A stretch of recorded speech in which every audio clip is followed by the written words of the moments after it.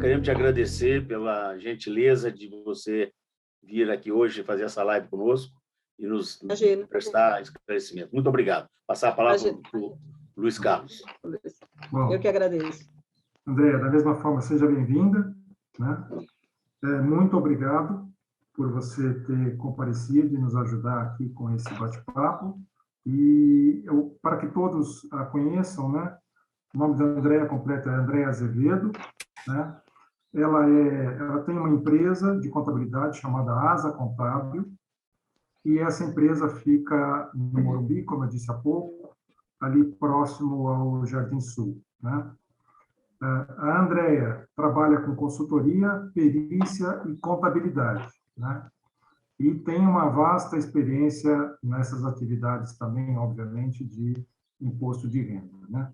E esse é o motivo do nosso bate-papo de hoje.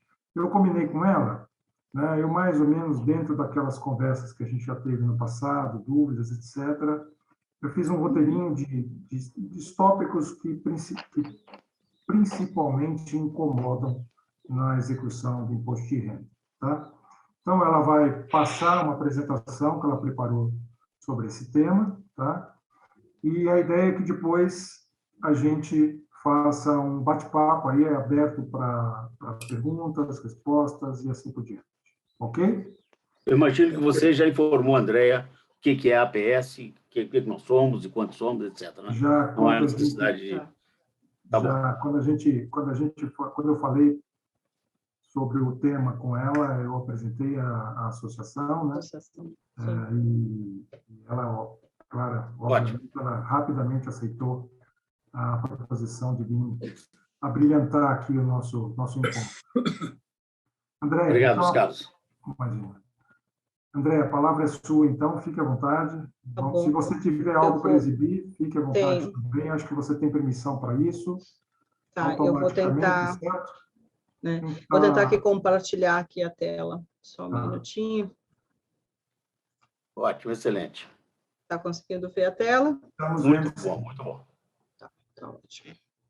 Então, eu vou passar em alguns pontos mais rápido, que eu acho que todo mundo já sabe, né? A documentação necessária aí para fazer a declaração de imposto de renda. O Luiz disse que todos vocês são especialistas também, né? Então, vai ser fácil. Então, essa parte da documentação aqui eu vou passar um pouquinho mais rápido e vamos falar um pouquinho, então, de quem está obrigado a declarar em 2022, né, referente a 2021.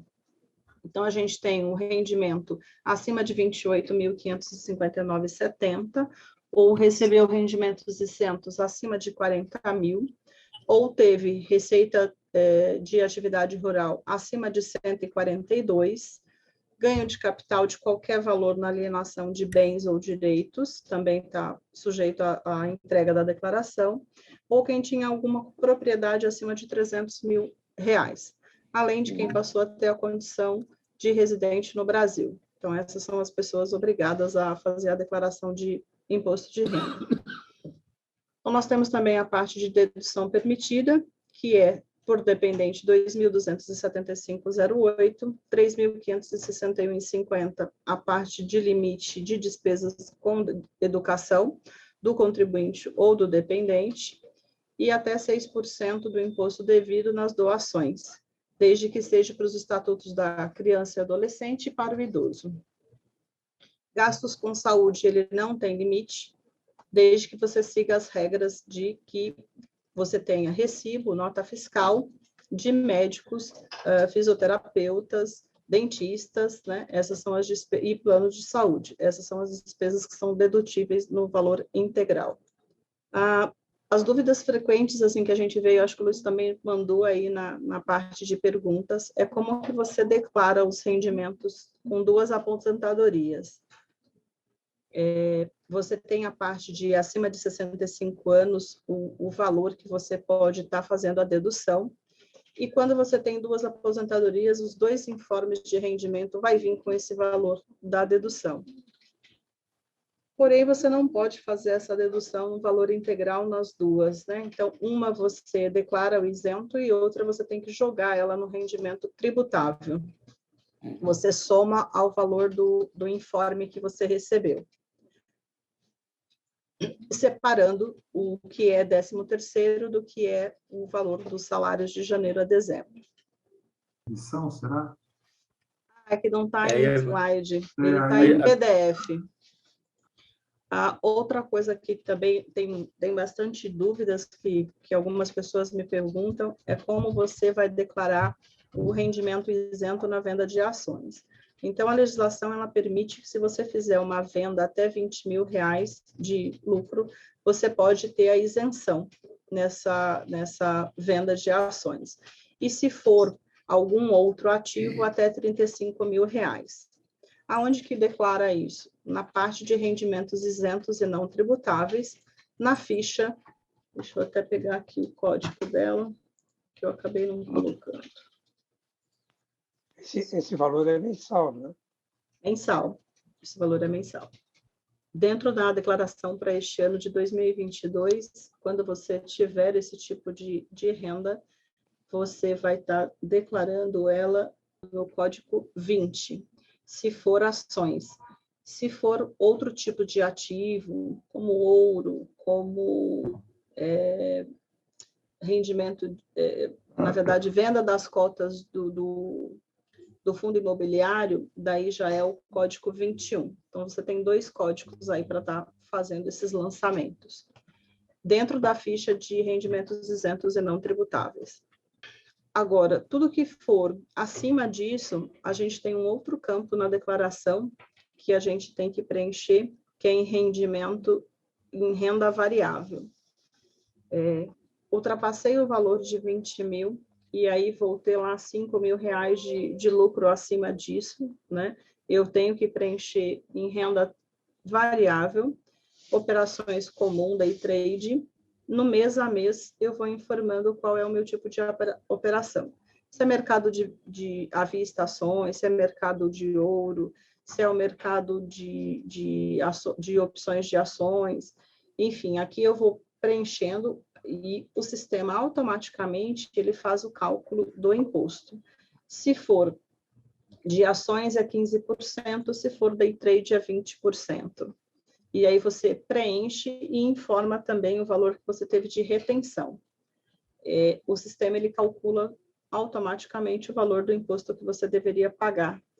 E se você tiver prejuízo em determinado mês com lucro em outro, você também informa esse prejuízo para que ele vá se compensando no mês a mês.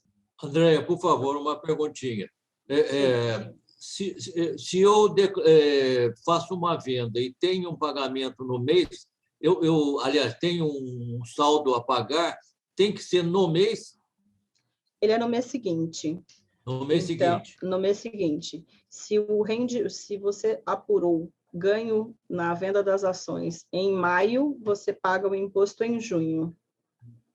Então, ele é no último dia útil do mês subsequente ao período do lucro que você teve. Certo, certo. Já na parte dos rendimentos das ações, a gente tem tanto um rendimento isento, quanto a gente tem um rendimento sujeito à tributação exclusiva, que vai ser o JCP, que é os juros, né, que você também é obrigado a estar fazendo na declaração. A gente também tem um código específico para ele. Você vai na ficha de rendimentos sujeitos à tributação exclusiva e o código que vai ser usado é o 10, que é o juros do capital próprio, né? Isso, que é o JCP. Esse valor também tem que ser lançado. Eu tenho ouvido bastante esse ano as pessoas falarem que elas estão com dificuldade de conseguir essas informações para quem operou bastante aí na Bolsa. Dentro da B3, você consegue ter uma planilha e você consegue fazer essa separação por essa planilha. Que nem todas as corretoras estão dando esses informes com esses valores. As pessoas que usam sistema para fazer o cálculo das ações, já traz automático, né? Mas quem não calcula por sistema, precisa fazer isso manualmente. O que você chama de sistema, por favor? A gente tem algumas corretoras que elas têm um sistema. A gente tem o IR-Trade, você tem vários no mercado que ele faz, você pega a nota de corretagem, faz uma importação e o sistema faz o cálculo automático. Ah, sei. Ok, obrigado. Então, imagina. Esses são alguns, tem vários, no mercado tem bastante. Tem Secom, tem IR-Trade, e aí uma infinidade deles. O que eu acho melhor até hoje é o IR-Trade, que é o que eu também costumo utilizar. Só uma pergunta, André, Luiz Carlos. Esse mecanismo, ele é pago ou É pago. gratuito? É pago, né? É um pago. serviço pago, né? Ele é pago por CPF, inclusive. Então, por exemplo, se na família você faz venda de ações para 3 CPFs diferentes, você tem que pagar para 3 CPFs. Ele só importa para a nota de corretagem para aquele CPF específico que você contratou. Okay. Então, ele tem essa particularidade, né? Andréia, eu utilizo a IR-Trade, eles são muito bons. São. Eu também gosto do sistema deles. Eu já usei Secom apesar também. de ser paranaenses, né? Sim, são paranaenses. Isso é verdade. São de Londrina. Eu utilizei também o Secom, mas ele realmente ele deixa um pouco a desejar em algumas coisas. Bom, então, a parte de ações, ela é bem tranquila, porque você tem o rendimento, o sujeito à tributação exclusiva, e você tem o isento. O isento vai ser a parte dos lucros. Então, você lançaria ele em rendimentos isentos e não tributáveis no Código 9. E a parte do JCP em rendimentos sujeitos à tributação exclusiva no Código 10. Andréia, por favor. Você está tendo coisa? O que é isso?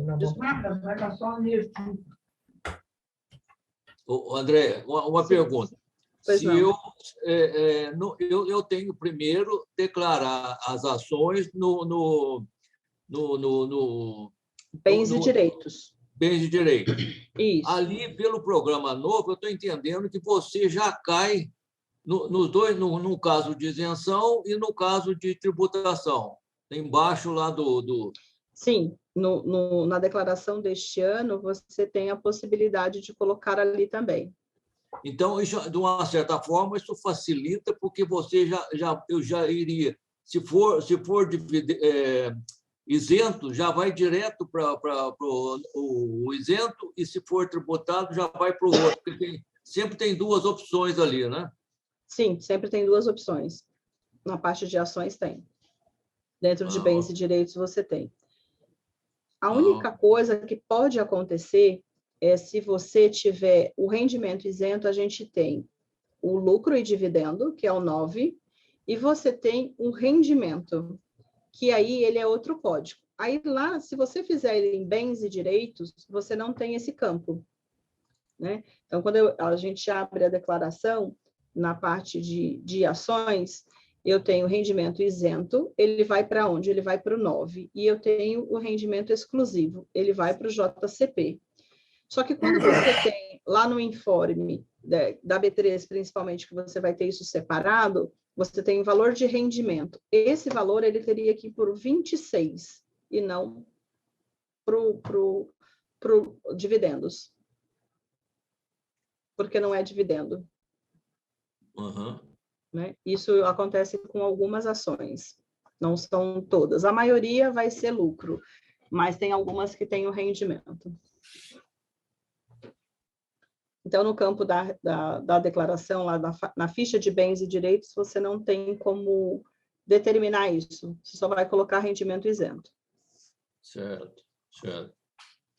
Mas o que também, assim, não traria nenhum transtorno se deixar de informar o rendimento no 26, porque esse tipo de conferência a Receita não tem, né, algumas corretoras, por exemplo, elas não estão informando. Uma coisa que tem, uma coisa também que já teve o ano passado, esse ano teve, mas com uma melhoria, vocês já puxaram a declaração pré-preenchida? Eu puxei, mas tive um problema enorme para identificar depois, porque veio muita coisa e eu, como não conhecia o processo, então sofri muito para chegar a nos ter valores. isso aí. Tá. Então, o que está facilitando bastante, como a maioria das empresas não tem mandado os informes de rendimento, e quando você puxa pela corretora, você também não tem as informações do JCP, nem do lucro e dividendo, quando você puxa pela Receita Federal, ela já vai te trazer algumas informações que você não conhece, né? E está declarado lá. Então, o ideal, se vocês tiverem a senha EGOV, é puxar e verificar se, além daquilo que veio da Receita, ainda não falta mais informações para lançar. Eu tenho orientado os clientes a fazerem isso para que você não deixe nenhum rendimento de fora, além de você conseguir conferir a parte de despesas médicas, né? Quando você importa. Porque as despesas médicas você cai em malha. Daí eu vou falar um pouquinho mais para frente dela e eu já passo para vocês. Um outro ponto que se tem bastante dúvidas é como que você declara o ganho de capital do exterior. Eu também tenho visto algumas confusões da pessoa achar que ela tem que fazer um ganho de capital quando você tem uma aplicação no exterior e teve um rendimento lá. O ganho de capital, ele só pode ser lançado quando você traz o dinheiro de volta ou quando você finaliza uma operação financeira, mesmo que o dinheiro vai ficar no exterior. Ele não pode ser feito só porque você teve um rendimento, ou em aplicação, ou numa venda, lá, numa troca de ação, se você vai manter o capital. Isso eu tenho visto bastante aí que o pessoal está fazendo. O que você tem que pagar mensalmente, se houve, é o rendimento dessa aplicação financeira que você tem fora. Então, você tinha um saldo de $1.000 e no mês seguinte, e isso desde que não volte, né? Não seja uma aplicação como a gente tem no Brasil, que você ganha num mês, perde no outro, depois você ganha de novo. Se você, no exterior, só tiver ganho, você vai poder recolher o imposto desse rendimento mensalmente. Mas isso não é ganho de capital. Você não preenche o programinha e não vai para a declaração de imposto de renda como ganho. Então, se eu bem entendi, eu tenho que recolher em algum lugar o imposto mensal de qualquer valor lá fora? Você tem que recolher desde que você tenha esse rendimento e que seja aquela aplicação que você não compense com um prejuízo no outro mês. Então, por exemplo, eu tenho uma aplicação lá fora e que este mês eu tive $10 de rendimento. No mês seguinte, eu tive um prejuízo de $2. Então, quando eu tenho esse tipo de aplicação, eu não recolho, eu deixo para o final. Quando eu vou trocar. Quando eu tenho aquela aplicação que eu só tenho rendimento, eu vou fazendo o recolhimento mensalmente. Como a gente não sabe o mês seguinte o que vai acontecer, eu poderia esperar até o final do ano para fazer isso? Na verdade, você teria que ver que tipo de aplicação que você está contratando, né? Se você tiver certeza que esta aplicação só tem rendimento, oriento que recolha mensalmente. Se você fez a aplicação e não tem essa certeza, você pode deixar sempre para o ano seguinte e faz como competência dezembro. né? Sei. Então, chegou em dezembro, realmente você só teve ganho, daí você recolhe como competência dezembro, para que vá na sua declaração de imposto de renda, recolhendo em janeiro. Porque o imposto também desse rendimento que você tem no exterior, ele também é no mês seguinte. Fecha um mês e recolhe no seguinte, no último dia útil. Igual o ganho de capital. Só não pode confundir, né? Ganho de capital, você precisa finalizar a operação. Então, você tem que ter uma venda daquelas ações ou daquela aplicação, trocando. Daí você vai estar efetivando aquele ganho, que seria o ganho de capital. Daí você faz o cálculo dessa outra forma. Essa parte do ganho de capital e do rendimento no exterior, eu até oriento que vocês forem fazer, sempre contrate alguém para ajudar, porque ela é complicada. Ela não é tão simples. A gente tenta falar de uma forma simples, mas ela não é, não. Então, é sempre bom recorrer a um profissional, né, que possa te ajudar. Outro ponto que também alterou na Receita Federal, mas isso também alterou desde o ano passado, não foi esse ano, é que você já tem campo específico, código específico, na verdade, em bens e direitos, para você declarar o criptoativo, o Bitcoin, ou qualquer outro criptoativo que você tenha, né? Da mesma forma que antes você não tinha uma legislação para que você fizesse a parte do ganho em cima dessas moedas, hoje você tem, que é a mesma que você, se você comprasse dólar, se você fizesse uma outra aplicação, você tem esse mesmo ganho de capital em cima dessas moedas. E desde o ano passado, a gente já tem os códigos específicos dentro da declaração de imposto de renda para que você lance o seu saldo de moedas em 31 de dezembro de cada ano. Eu coloquei alguns códigos aqui, que daí eu vou passar isso para vocês, que se for o Bitcoin é o 81, se for outros criptoativos, você tem o 82, e para os demais, que daí você não tem, que não seja esses, você tem o 89. Que aí, quando você não sabe, tem algumas coisas de jogos também, né? Tem bastante aí que eles estão vendendo esse tipo de moeda. A utilização você pode estar fazendo dentro do 89. Uma outra coisa que, como a gente não tinha uma parte de legislação que os bancos que operavam, ou corretoras, ou qualquer outra pessoa que tivesse uma autorização para fazer isso, elas não tinham uma obrigação acessória de mandar a declaração para a Receita Federal informando. E a partir do ano passado, isso já foi regulamentado e estas empresas são obrigadas a informar para a Receita Federal quem opera nesse tipo de negócio de operação com criptomoeda. Então, para quem acha que não tem, que a Receita Federal não conhece quem está operando, está enganado, porque ela, desde o ano passado, ela já tem esse conhecimento. Por isso que o ideal é que você já faça na declaração nos campos corretos, nas fichas corretas. Os demais bens que você também precisa colocar na declaração de imposto de renda, se você fechou algum câmbio, sobrou algum valor, você também precisa informar. Toda a sua parte de imóvel, de automóvel, terrenos, tudo isso também precisa ser informado na declaração de imposto de renda. O saldo de ações também, né?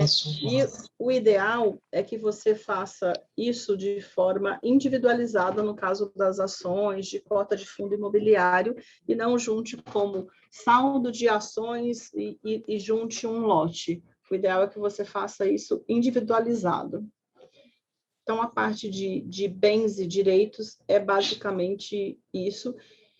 E os saldos, uma outra coisa que também acontece bastante, é as pessoas irem alterando o valor do bem. Esse valor de bem, ele não pode ser alterado. Se o carro ele vai perdendo valor, você não mexe na situação dele, ele fica sempre dentro do valor que você comprou. Foi 100 mil, é 100 mil todos os anos. A parte do imóvel, você só pode alterar se você tiver benfeitorias. Então, faz uma benfeitoria no imóvel, desde que não seja troca de móveis, né? Só pode ser móveis que vão ficar embutidos. Você altera a parte da sua situação do bem, né? Então, a situação do bem no ano anterior, você pode somar com as benfeitorias que você faz. Outra parte que é importante também são a parte de doações na declaração. A gente tem algumas doações que não são, que você faz e que você não tem benefício fiscal, mas que precisam ser lançadas. E também tem que ser tomado cuidado, porque essa ficha de doação, ela também vai para a fazenda estadual. Então, se você faz uma doação em espécie ou em bens acima de 2.500 UFESPs em São Paulo, que hoje dá 70, que hoje não, que o ano passado daria R$72 mil, você gera um imposto estadual de 4% sobre o valor doado. Para a Receita Federal, as doações, elas são isentas. Então, se você doar R$100 mil, R$200 mil, não tem imposto de renda, mas tem imposto estadual que se chama ITCMD. Mas os 72 mil é por cada CPF que você doa, né? Isso, para cada CPF que você doa, exatamente. Então, tem que tomar bastante cuidado, porque algumas pessoas são chamadas na Fazenda Estadual e não sabem de onde que veio. É que a Receita, ela manda automaticamente, todos os anos, essa parte da ficha para o Estado. Ela não manda a declaração completa, mas ela manda essa ficha. Toda a parte de doação que você faz, você também tem que colocar na declaração, mesmo que seja dinheiro, que seja bens. Se for bens, você vai lançar nos dois lugares, né? Você lança em doações e também tem que lançar, a pessoa tem que lançar no recebimento e depois também lança o bem que ela recebeu. Isso é bastante importante aí de não ultrapassar o valor do Estado para que você não tenha uma outra tributação, né? Porque a isenção é só do imposto de renda. As doações que você recebe, você lança ela em rendimento isento e não tributável, e a ficha dela será 14 para preenchimento. Quando você doa alguma coisa, você vai em pagamentos, e daí você tem lá doações. Se for dinheiro, é 80, se for em bens, 81. Tem algum limite esse valor de doação de algum bem? Então, você tem para o imposto estadual, né? Então, se você... Para a Receita Federal, para imposto de renda, você não tem limite. Ele vai continuar sendo isento. Mas para o Estado, é 2.500 UFESPs. Aí você tem isenção. Acima disso, você tem que pagar o imposto do ITCMD, que é 4%. Eu sou obrigado a fazer essa declaração? Você é obrigado, não entendi? A fazer essa declaração de doação? Sim, você tem que fazer ela no Estado. Essa declaração é uma outra declaração que você faz, que se chama ITCMD. Bom, depois que eu terminei a minha declaração, como que eu escolho o tipo da tributação? Se eu faço a dedução legal ou se eu faço a simplificada? A gente sempre precisa verificar quais são as despesas médicas que você tem para ver o que vai valer a pena.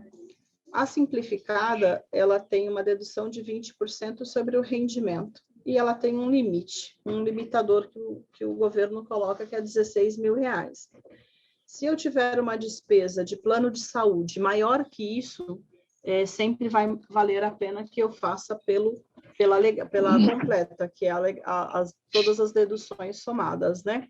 Além de despesas médicas, odontológicas, plano de saúde, eu também somo a parte de INSS, que é feito pagamento, dependentes também a parte da escola, dos dependentes, ou também do próprio contribuinte. E depois que eu finalizei tudo isso, uma coisa também importante é que eu olhe a minha variação patrimonial, para saber se o que eu realmente tive de receita ou se eu não esqueci de alguma coisa está compatível com o que eu mudei no meu patrimônio.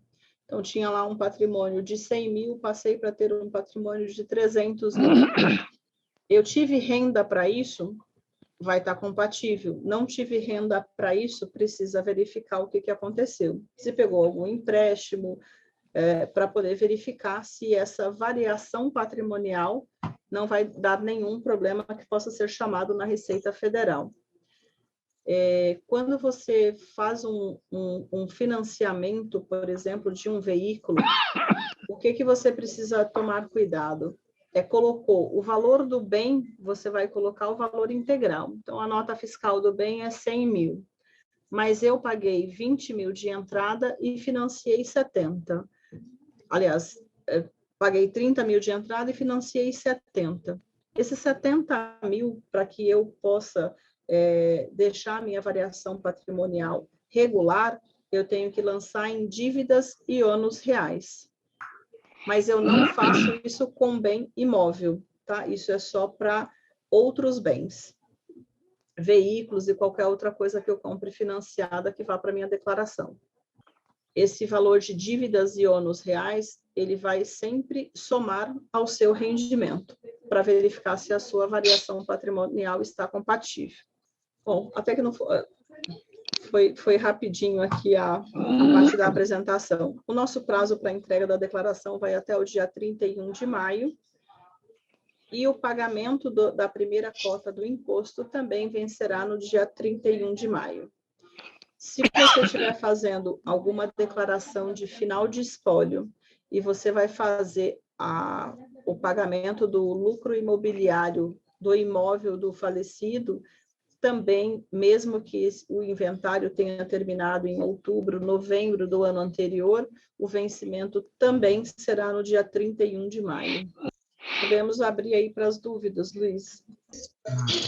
Eu estava me referindo, André, ao fato de que esse ano as pessoas que iniciaram a declaração com a versão, por exemplo, no meu caso, eu iniciei com a versão 1.0, né? Ao entregar a declaração, eu não conseguia entregar. Ele dizia que eu tinha que atualizar o aplicativo, né? E a conversa que nós tivemos aqui é qual foi a razão dessa mudança? Porque antigamente a gente entrava, toda vez que tinha uma mudança, ele atualizava automaticamente a versão, né? Ele também está atualizando, Luiz. A gente já teve, desde o dia 7 de março até hoje, eu acho que a gente já teve umas 7 atualizações no programa. Mas ele não está atualizando, não. Eu mesmo, automaticamente. Mas aí quando fui transmitir, eu tive que baixar novamente, André. É estranho, ele não atualizou. Não atualizou? Porque não, o meu está atualizando. A minha atualizou umas 2 vezes automaticamente. A atualização tem que ser automática, porque é assim, agora o que pode ter é algum bloqueio de Java. Aí não está indo, daí quando você vai entregar, ele pede para atualizar. Mas é automático, isso não mudou. A minha já atualizou umas 7 vezes, desde de que eu comecei até hoje. Logo no início, eu fui obrigado a atualizar o Java. Talvez tenha sido em consequência disso. Sim, pode ser. Porque todos os programas da Receita, ele trabalha com Java, né? Então, pode ter alguma... Está usando um Java ou mais recente que ele não busca, ou um Java mais antigo que ele também não busca. Pode ser isso. É que eu trabalho com muito sistema da Receita, o meu computador está sempre atualizado na parte de Java, então eu não tive essa dificuldade, não. André, você fez uma colocação aí, deixa eu fazer uma outra pergunta. No caso das doações, você falou que quem faz doação tem que também declarar para a Receita Estadual. Eu sempre entendi que quem faz doação dentro do limite das 2.500 UFESPs só faz a declaração na declaração do Imposto de Renda da Receita Federal. Existe a obrigação da declaração estadual também, mas o Estado, ele não... o Estado ele não fica cobrando isso. Não existe, se você não fizer a declaração, você vai ter uma multa? Não, você não tem uma multa. Mas a declaração de doação, ela existe. Então, ela deveria ser feita independente se vai pagar o ITCMD, vai pagar o imposto ou não. E como que a gente faz essa declaração? Entra no site da Receita Estadual? Fazenda estadual. Daí você pode colocar lá ITCMD, você vai criar uma senha e entra e colocando os dados. Não, mas se eu não tenho que pagar ITCMD, eu tenho que fazer também? Então, a obrigação da declaração da doação, ela existe, mas ela não gera, quando as pessoas não fazem essa declaração, ela não gera nenhuma multa, nenhuma penalidade. Então, muita gente não faz. Mas o correto é que você faça. Biro, eu tive uma experiência desastrosa. Eu ajudei minha filha a comprar o carro dela e lancei bonitinho. Minha declaração de doação, minha filha de recepção, com CPF, tudo. E lancei e pensei que estava liquidado o assunto. 4 anos e meio, 5 anos depois, a Receita Estadual me chamou e me cobrou uma nota. Porque aí, se eu pago em 15 dias, eu pago só juro e correção. Se passou de 15 dias, assim me disseram, né? Aí vem multa. Mas você deve ter feito alguma doação que ultrapassou o limite, e aí você tinha que ter pago. Bom, eu não sei, foi 10 mil reais, para ser mais claro. Mas depende de 10 mil reais em que época, ele. Se você, por exemplo, já faz como a Andréa colocou, hoje o limite de 2.500 do FESPS dá R$ 72.200 aproximadamente. Se a sua doação está abaixo deste valor, eu entendo que você não tem que pagar nada. Entende? Foi o que ela colocou e é o que eu sempre ouvi dizer. Se você fez uma doação superior a este valor, sobre a diferença, você tem que pagar 4% no caso de São Paulo. Isso, inclusive, varia de estado para estado. Se você faz uma doação para alguém que está no estado de Minas, lá o limite é outro. Não, e além disso, o limite é outro, Andréa. É menor do que o de São Paulo. Sim, entendeu? A unidade fiscal lá de Minas é menor do que a de São Paulo, e aí o valor é menor, entende? E Paraná tem outro valor também, entende? Então, você, Airo, deve ter feito alguma doação, os 10 mil reais não quer dizer nada, depende de que ano foi, tá? Naquele ano, deveria ter ultrapassado. E, pelo valor que ultrapassou, tinha que ter pago o ITCMD. Acho que é assim, correto, André? Correto, está correto, sim. Até o ideal, quando você faz a própria declaração do ITCMD, também é justamente para isso. Quando você preenche a declaração, colocando todas as informações, ela já vai vir para você dizendo se você foi isento ou se você tem imposto a pagar, né? Então, você não corre risco nenhum quando você faz a declaração. Uma outra pergunta, André, que muita gente às vezes tem dúvida, é aquelas ações que a gente compra ou comprou no passado usando fundo de garantia, tempo de serviço, eu antigamente não declarava essas ações que me disseram uma vez que não tinham que ser declaradas. Mas, recentemente, eu fui informado que não, que tem que declarar em bens e direitos também pelo valor de aquisição da época. E é correto isso? É correto. Elas são obrigatórias, né? Todo o seu ativo, ele tem que estar lá no seu bens e direitos. Mesmo que você não tenha vendido nunca, você tem que declarar. Você tem, porque na hora que você for vender, você pode ter uma isenção ou não, ou vai estar pagando o imposto, né? Claro. E vai estar lá na sua declaração. Tá certo. Eu tenho uma pergunta assim, é o seguinte, você mencionou que na declaração de bens e direitos, né, a gente pode declarar as benfeitorias que nós fazemos nos imóveis, né? E com isso alterar o valor. Eu sempre declarei, eu sou autodidata, tá? No imposto de renda, a gente vai lendo e aprendendo. Eu sempre declarei as benfeitorias nos imóveis num item separado do valor do próprio imóvel, e eu nunca somei o valor. Eu devo somar numa próxima declaração ou devo manter dessa forma? Eu oriento que você vá somando e colocando no próprio imóvel.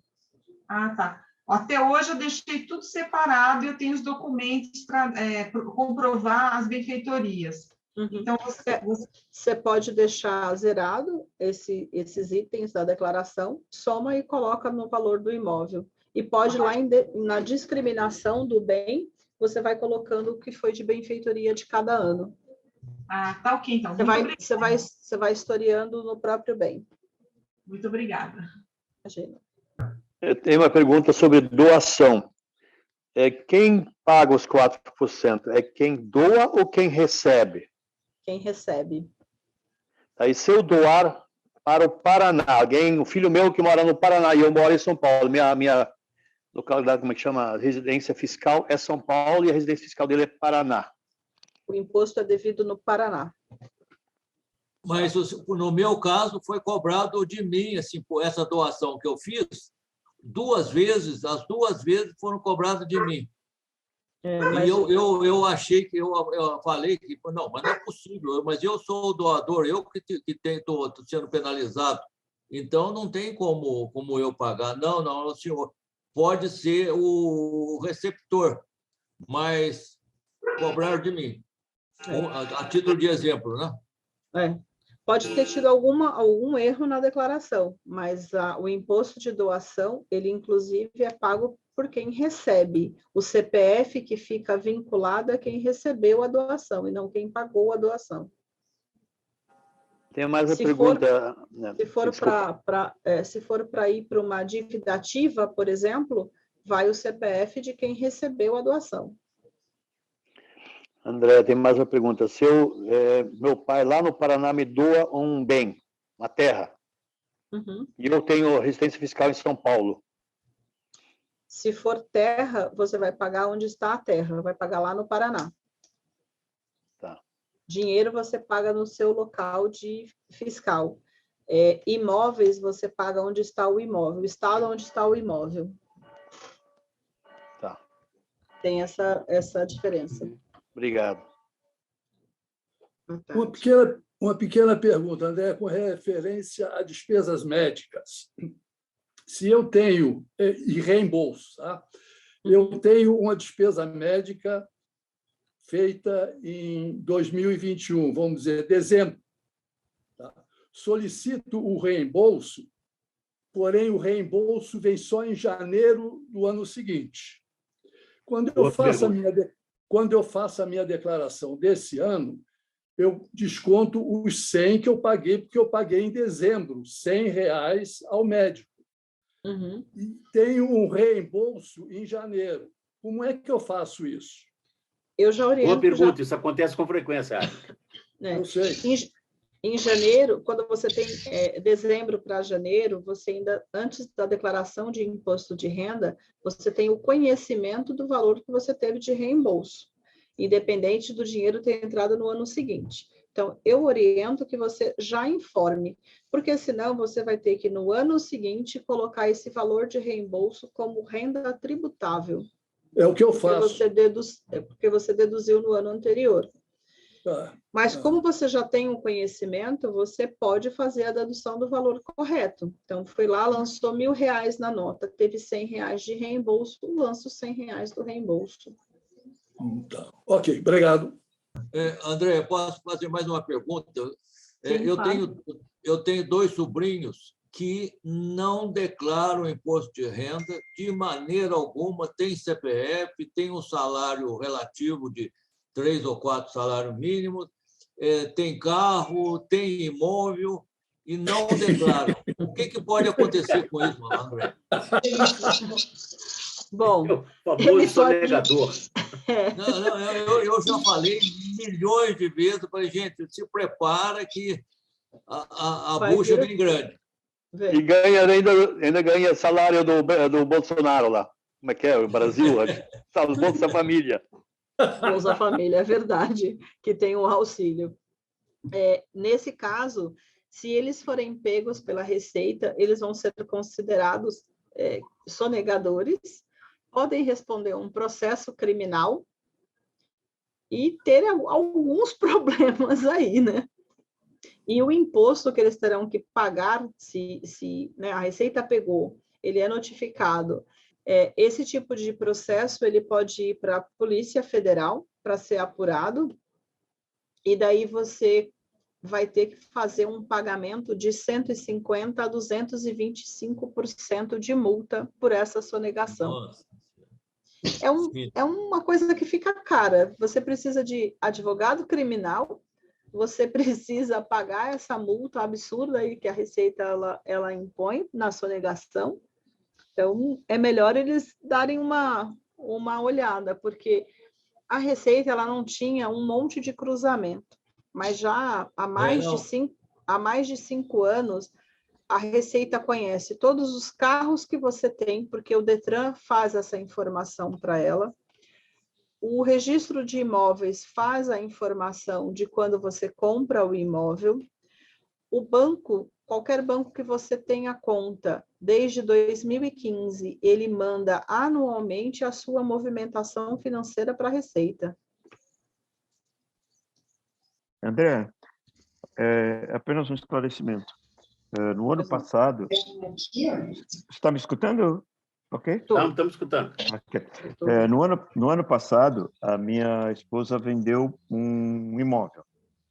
Eu fiz aquela apuração de ganho de capital, paguei, e este ano, né, na declaração dela, eu fiz anexei.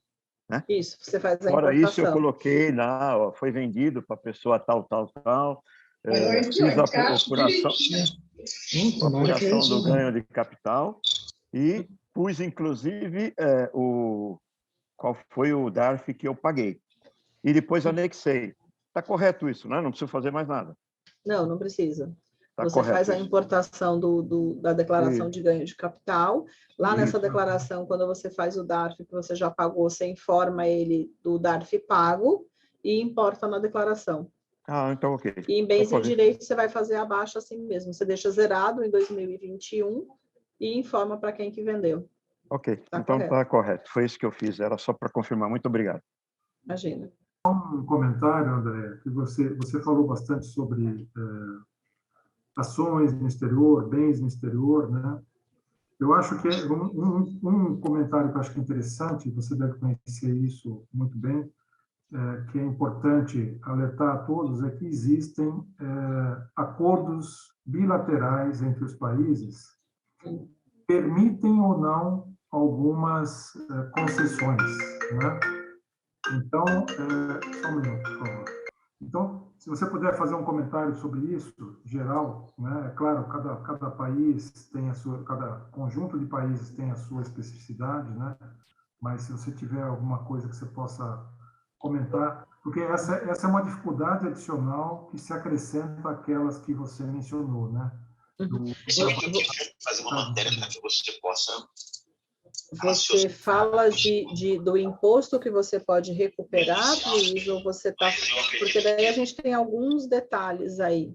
Essa parte de ganhos no exterior ela é um pouquinho mais complexa, né? Exato. Então, você precisa verificar o país, ou você quer que fale sobre que já tem vários países que também mandam informação para o Brasil, só para eu entender.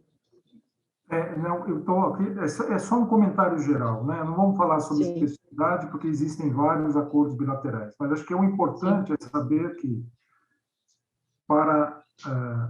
por conta da complexidade que você comentou, ainda existe essa questão de multilateralidade dos países, né?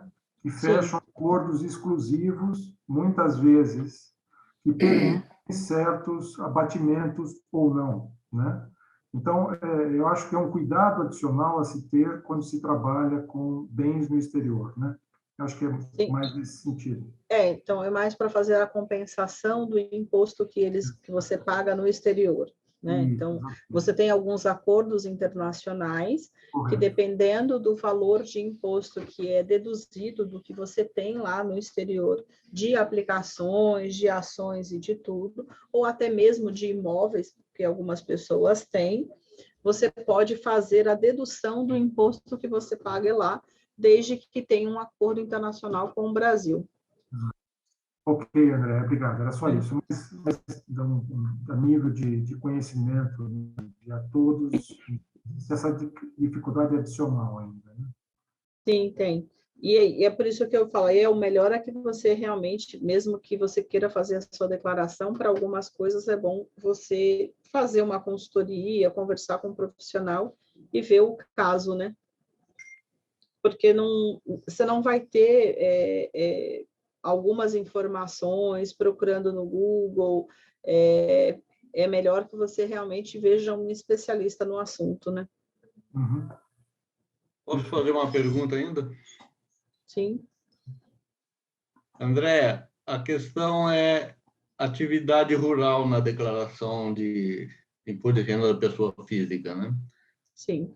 No momento em que eu interrompi as minhas atividades rurais, eu parei também de fazer as declarações e zerei todas aquelas informações todas que tinham referente à produção rural, esse negócio todo, né?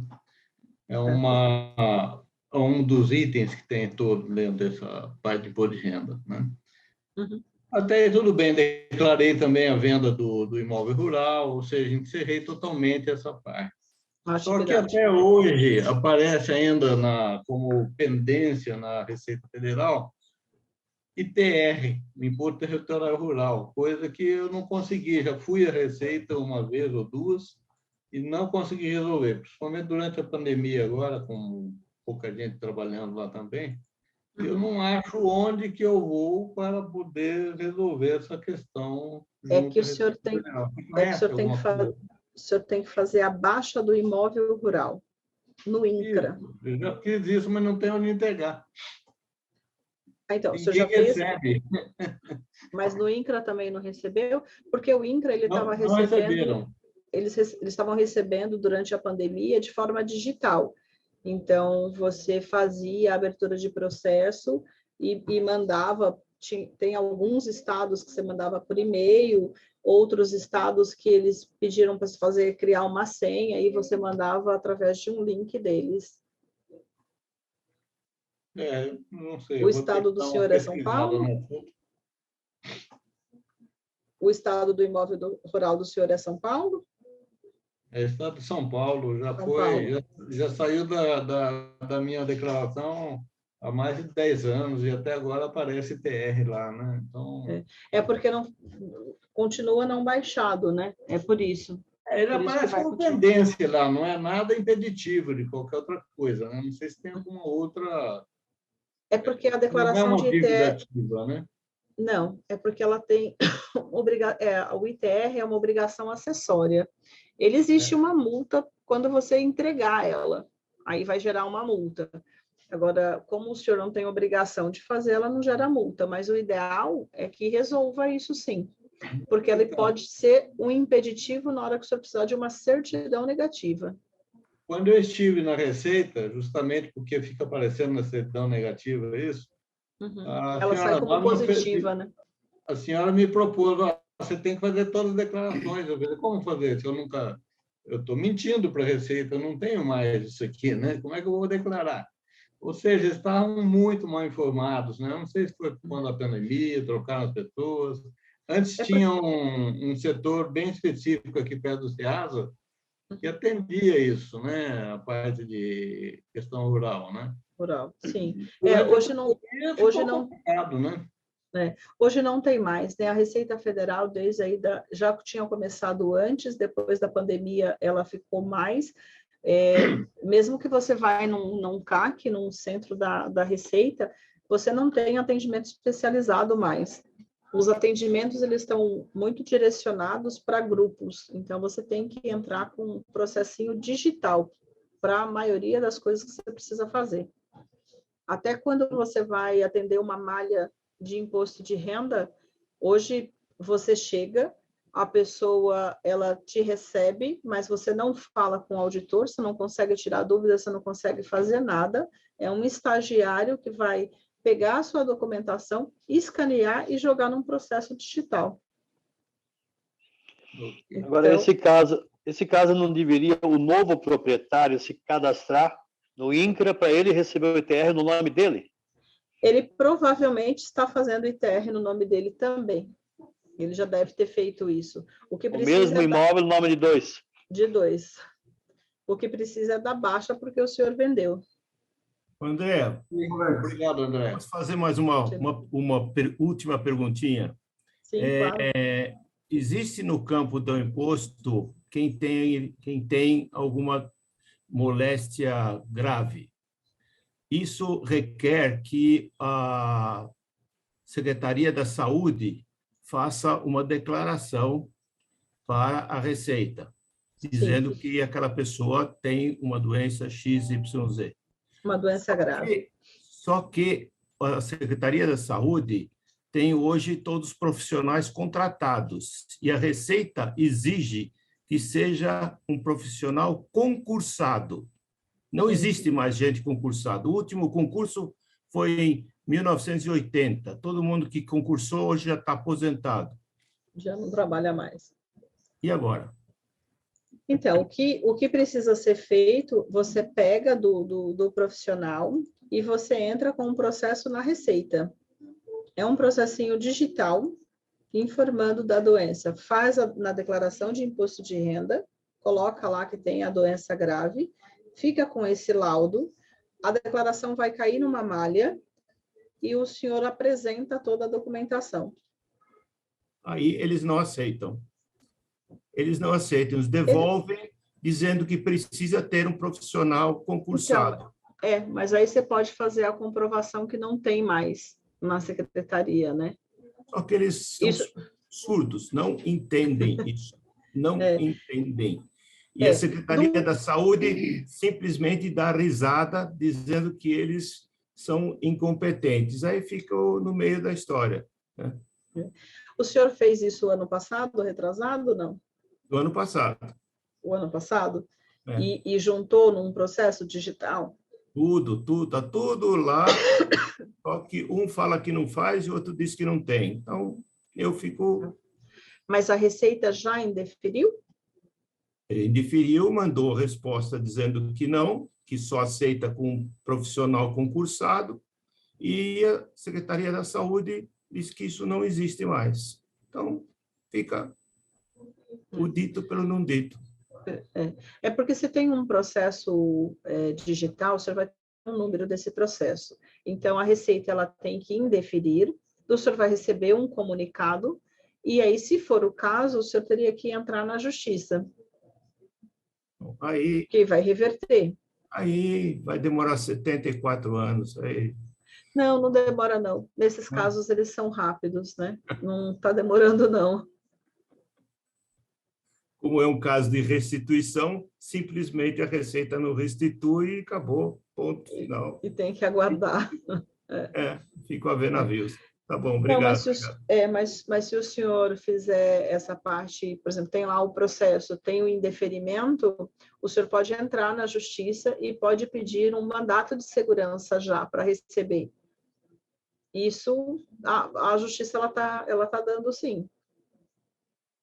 Tá bom. Agradecer a Andréia pela excelente apresentação, Andréia. Muito obrigado, viu?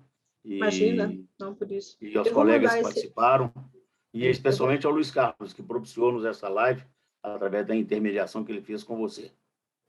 Eu vou mandar esse material para o Luiz Carlos, aí ele consegue compartilhar com vocês. A palavra final é sua, Luiz Carlos. Eu queria te agradecer. Eu sei o quanto de esforço você dedicou para poder estar aqui concedendo para nós esses minutos para a conversa, ainda mais no meio da confusão das próprias declarações.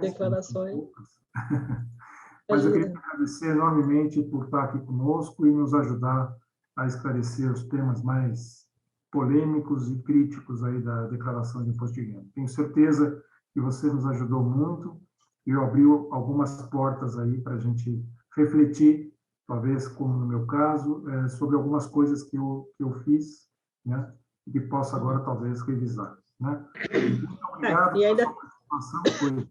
E tem um tempo ainda para isso, né? Você tem até o dia 31 de maio aí para verificar, né? Todo mundo, mesmo que tenha entregue a declaração, se tem alguma coisa, pode ser retificado aí e mudar alguma coisa, né? Exatamente. Obrigado. Obrigado, boa noite. Boa noite. Obrigado, pessoal. Boa noite. Boa noite. Até a próxima. Até a próxima. Boa noite. Até.